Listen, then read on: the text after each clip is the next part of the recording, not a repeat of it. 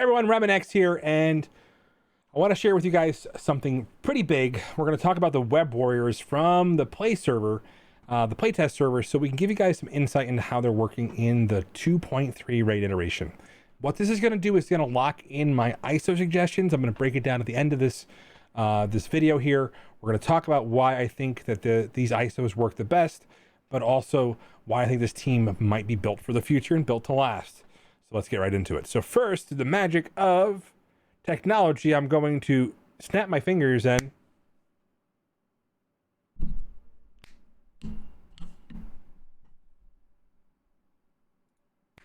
that's great technology usage right there. All right, hold on. So we're going to showcase some footage. I just want to go through some of the ideas here. So on the test server, we actually got into the Doom 2.3 difficulty raid. You're going to see that I noticed that the ISOs that were pre-built on them weren't ones that I was thinking about. So I went back to the drawing board and I brought them into the raid here.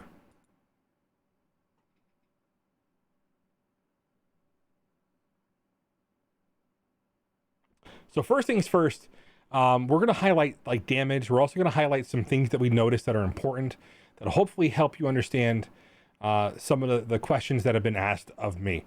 So specifically, we're going to go through this, and you're going to see, realistically, they're going to do massive amounts of damage. The early disrupt on the targets is going to be a big deal. You'll see if it even gets resisted there early from Strife. We're going to ability block Emma to make sure it's not an issue. So she has plenty of focus to work in 2.3. We're going to take a look at this damage numbers right here.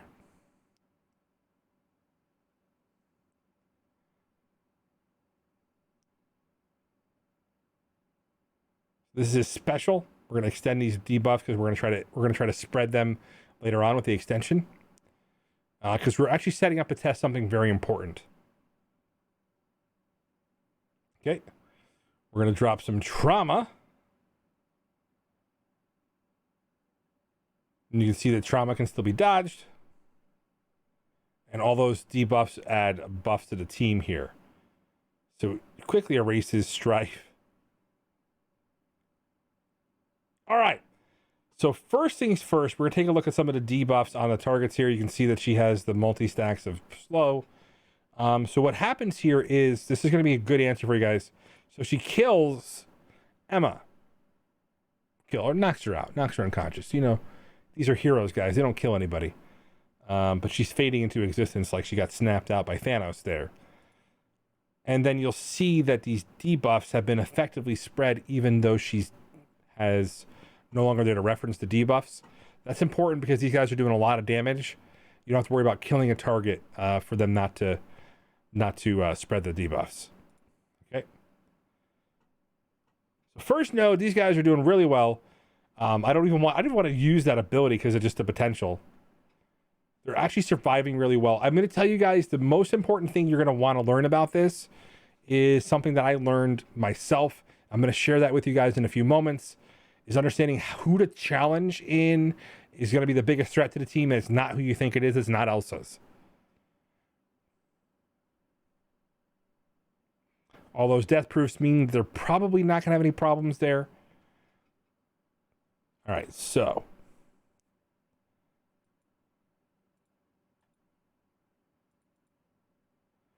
That's just a little bit of damage, guys. So Raider crits make it relatively simple to get through, and you guys can see that they chop through that down. They chop this node down in relatively quick fashion. Okay, again, this is 2.3. These are G15 characters. These are 4 red 7-star with all their T4s done. So that's a good reference point to understand that this is the end game, and so they actually have some end game usage without heavy red stars. My red stars are much better on my symbiotes.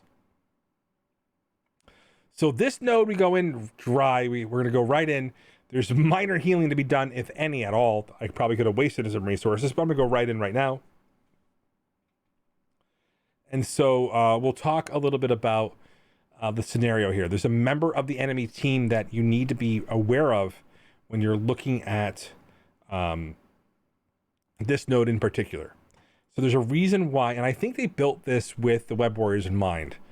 realistically, Graviton with his ability to apply Disrupt is going to be the thing that probably gets these guys killed. If Disrupt sticks on these guys, they're going to die. So you need to make sure that anybody who can apply Disrupt through any passive or ability like Sharon Carter, characters like Graviton, anybody who can apply Disrupt to your team needs to be your first priority to die. Because those are going to be the big difference between whether or not you can push through these nodes. So a quick learning that you're not going to find elsewhere, guys.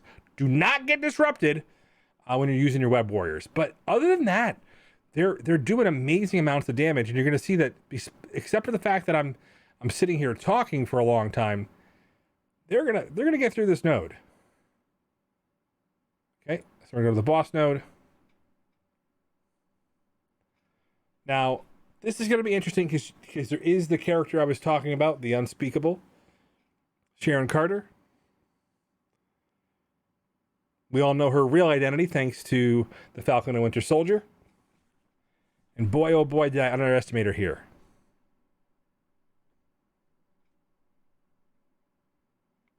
So one thing we found interesting, and we guessed at this when we saw the first call out to trauma in the kit, that there was going to be trauma being applied to the enemy team. So you'll see right away that you have the ability. Miles can probably this basic we could have cleared those 2 buffs, but I take the high health characters to be able to stack and abilities up and spread them. So I'm not really worried about that. Once we get the slows on there, the speed up, we're going to have a lot of extra time. So again, we're just stacking those debuffs on there, and there goes that trauma. Okay.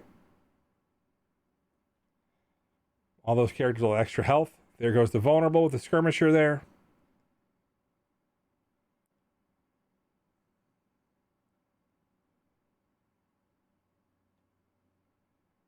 And we're going to show you guys the massive damage to poor Doom in a moment here. All right. So he's going to get stunned. Now he speeds up. Because he's stunned, his passive doesn't trigger and remove it with the trauma.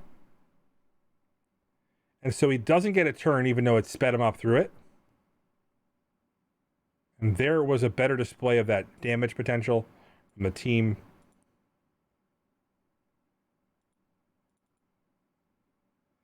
Some solid high numbers there from the crit. They're close to 100% crit chance. Well, I think, yeah, they're pretty close with and insane amounts of crit damage with ISO Blue 3 on there. So, yeah, I'm going to say that this is something. Now, I hit auto, and I make a bad mistake. I get stuck behind a couple of characters here. And Sharon Carter, if these guys get hit at all and get dropped anywhere to the yellows, they have a chance to get the disrupt if they get too low. And so, you know, the multi-attacks from the team, all the assists, we definitely have the chance for it to happen. And you'll see it happens pretty quickly. There's this clear all effects. And then right there, the disrupt.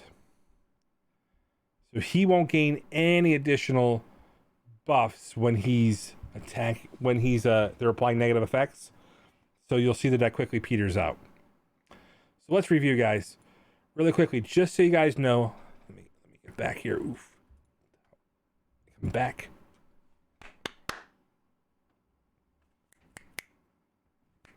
All right. Well, that didn't work. Let's try this. All right, there we go. Technology. Yay.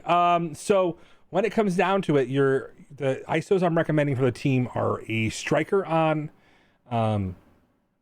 Miles. So if you don't get caught behind characters with large amounts of taunts, you're going to be applying vulnerability with your Raider. You're going to put Raider on Ghost Spider on your Scarlet Spider and your Spider Punk because they're high amounts of damage. And then you're going to put Skirmisher on Spidey because you really want him to land this defense down so it helps spin up their ability to land debuffs more frequently. Other than that, it's pretty straightforward. I think I was pretty happy with their performance and compared to my symbiote team is almost 910k or something like that. It's pretty insane. I don't have all the T4s wasted on Venom. So my team could probably look a lot larger. And again, a lot of those are on T4s that may not have impacted the fight as much as we think it did. And so I'm going to give them the thumbs up as far as performance wise. So I hope you guys are got a pretty good insight. We'll go over the T4s recommended for the team another time. But I really thought the Web Warriors were phenomenal in the raids. Remember, I do things so you don't have to. And that was going through a lot of extra footage, trying to capture the kill with the spread so we knew if it happened, if the target was dead. Love you much.